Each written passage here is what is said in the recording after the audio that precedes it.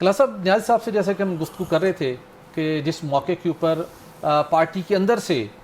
وہ بیانیہ جو ایک اڈیالہ جیل سے بات چیت کی گئی کہ ہم نے احتجاج کرنا ہے، اس کے برخلاف ایک ہم اس بیانیے سے بغاوت کہیں، اس کو سیاسی دانش مندی کہیں کہ لاہور کی کوٹ لکھپت جیل میں جو اسیران ہیں پی ٹی آئی کے، انہوں نے کہا کہ انہیں مذاکرات ہونے چاہیے اور بڑے واضح انداز کے اندر انہوں نے لائن اڈاپٹ کی ہے. لیکن پی ٹی آئی کی طرف سے آج اناؤنسمنٹ ہوئی ہے، علیمہ خان صاحبہ نے بھی کہہ دیا کہ 10 محرم کے بعد تو بس احتجاجی تحریک ہوگی. لگتا ہے یہ کہ شاید یہ احتجاجی تحریک بھی چلانا چاہتے ہیں، پریشر بلڈ کریں گے. پہلی بات تو یہ کہ جو ہمیشہ سوال ہوتا ہے کہ ابھی بھی پی ٹی آئی کے پاس اس لیول کا احتجاج کرنے کی سکت ہے جو انہوں نے 26 نومبر کو کیا. اگرچہ کہ اس میں اسٹریٹجی یہ بتائی جا رہی ہے کہ ہم اس پیٹرن کا احتجاج نہیں کریں کہ اسلام آباد آ گئے سب کچھ بند کر دیا، مختلف شہروں میں احتجاج ہوگا. کیا مختلف شہروں میں ہونے والا احتجاج حکومت کو کوئی پریشر بلڈ کر پائے گا، اور اس کے ساتھ احتجاجی آپشن بہتر ہے یا جو لاہور سے آپشن سامنے آئے اس کے اوپر پارٹی کو سنجیدگی سے غور کر کے ایک قدم اس طرف بڑھانا چاہیے؟ جی بھٹی صاحب بہت شکریہ.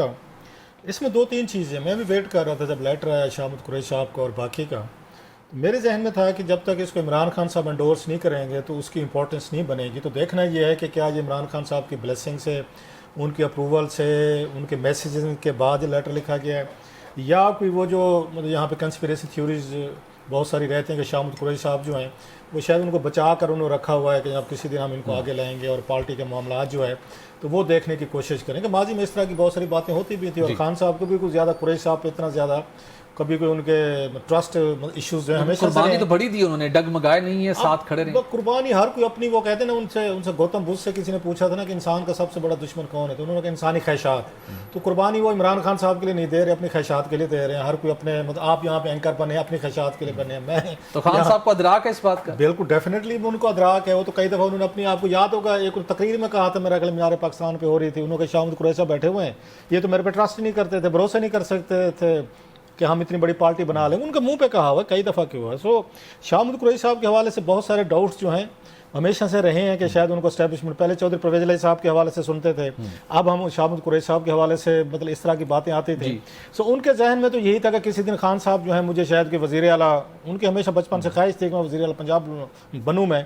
تو لہٰذا وہ اپنی خواہشات کے اس میں ساتھ ہی ان کے خان صاحب کے ساتھ کھڑے، ان کے پاس آپشن بھی کوئی نہیں تھے ایک نمبر جی. بہرحال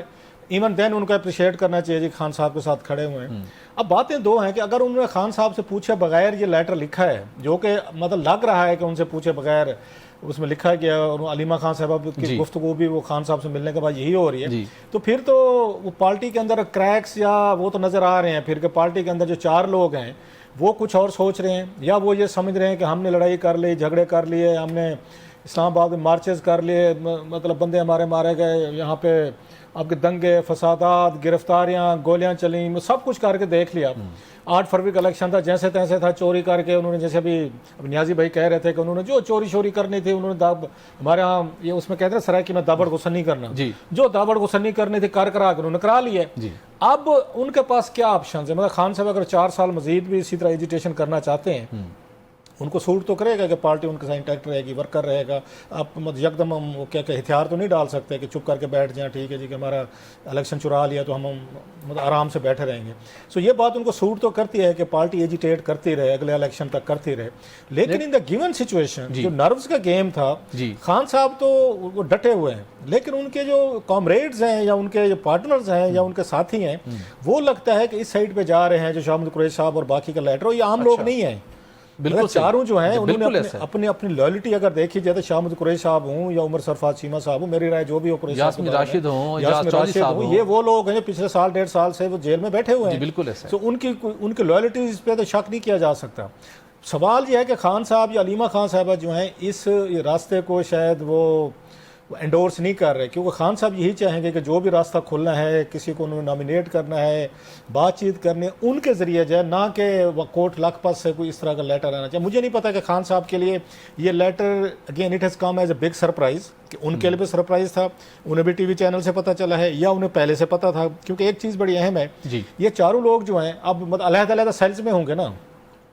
ان کی کہیں ملاقات کرائی گئی ہوگی, کوئی ڈسکشن ہوئی ہوگی آپس میں بیٹھ کے کہ ہمیں یہ لیٹر لکھنا چاہیے, ڈیفینیٹلی بس کسی ایک کا آئیڈیا ہوگا, پھر اس نے اور باقی شاہ صاحب ہاسپٹل میں بھی رہے کچھ دن, پھر مطلب ملاقاتوں کا سلسلہ اور بھی وسیع ہوا ہوگا. ایک ہی پیپر لکھا گیا, پھر اس کا ڈرافٹ پہ انہوں نے چاروں نے اگری کیا ہوگا, پھر اس پہ سائن کیے ہوں گے, پھر کسی کے ذریعے باہر بھیجا گیا ہے. اب یہ سارا پروسیس جو ہے کہیں نہ کہیں پہ کوئی نہ کوئی فیسیلیٹیٹر تو ہے, یا تو پی ٹی آئی کے فیسیلیٹیٹر جو کہ میرا خیال چانس کم ہے, یا پھر کوئی اسٹیبلشمنٹ کے فیسیلیٹیٹر ہیں جنہوں نے چاروں کو بٹھایا ہے, سمجھایا ہے, بتایا ہے کہ یہ رستہ لیں اگر, تو پھر ہم کل کو اس پہ سوچیں گے کہ بات چیت ہو سکتی ہے.